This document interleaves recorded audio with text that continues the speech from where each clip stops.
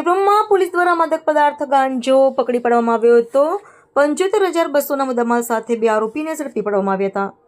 DGP સાહેબની માદક પદાર્થ પકડવાની ડ્રાઈવ અન્વયે ગાંધીનગર વિભાગના નાયબ પોલીસ મહાનિરીક્ષક વિરેન્દ્રસિંહ યાદવની સૂચનાથી પોલીસ મહાનિરીક્ષક વિરેન્દ્રસિંહ યાદવ આઈપીએસ તથા પોલીસ અધિક્ષક ડોક્ટર પાથરાજસિંહ ગોહિલ આઈપીએસના સાબરકાંઠા જિલ્લામાં યુવાધન નશાના રવાડે ના ચડે તથા નાર્કોટિક્સ પદાર્થનું વેચાણ અટકાવવા સે નો ટુ ડ્રગ્સ મિશન અંતર્ગત તથા ડ્રગ્સ મુક્ત સાબરકાંઠા સૂત્રને સાર્થક કરવા નાર્કોટિક્સના પદાર્થોનું ખરીદ વેચાણ કરનારા ઇસમો વિરુદ્ધ કડક કાર્યવાહી કરવા સૂચના આપેલી હતી.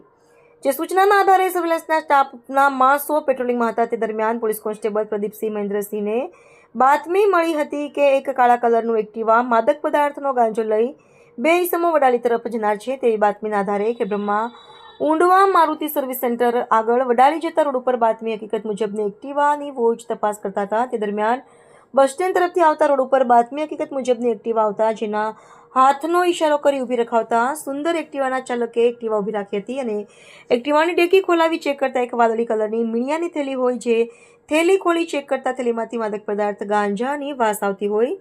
થેલીમાં રહેલ પદાર્થ બાબતે ઈસમોને પૂછતા થેલીમાં રહેલ માદક પદાર્થ ગાંજો હોવાનું જણાતા બંને ઈસમોને એક્ટિવા ચાલક પોતાનું નામ વિજયભાઈ દિનેશભાઈ બતાવ્યું હતું અને એક્ટિવાની પાછળ બેઠેલા ઈસમે પોતાનું નામ ઉમેદભાઈ વિષ્ણુભાઈ ઠાકર બતાવ્યું હતું અને બંનેને ઝડપી પાડવામાં આવ્યા હતા. સાથે ગાંજો પણ ઝડપી પાડવામાં આવ્યો હતો અને એક્ટિવાની કિંમત ₹40,000 મળી કુલ કિંમત ₹1,20,200નો મુદ્દામાલ મળી આવતા એડીપીએક્સ એક્ટ હેઠળ વિવિધ કલમો હેઠળ ગુનો શોધી કાઢવામાં સફળતા મેળવી હતી. રિપોર્ટર જયેશ ઠાકોર સાથે શૈલેષ પટેલ, સાબરકાંઠા.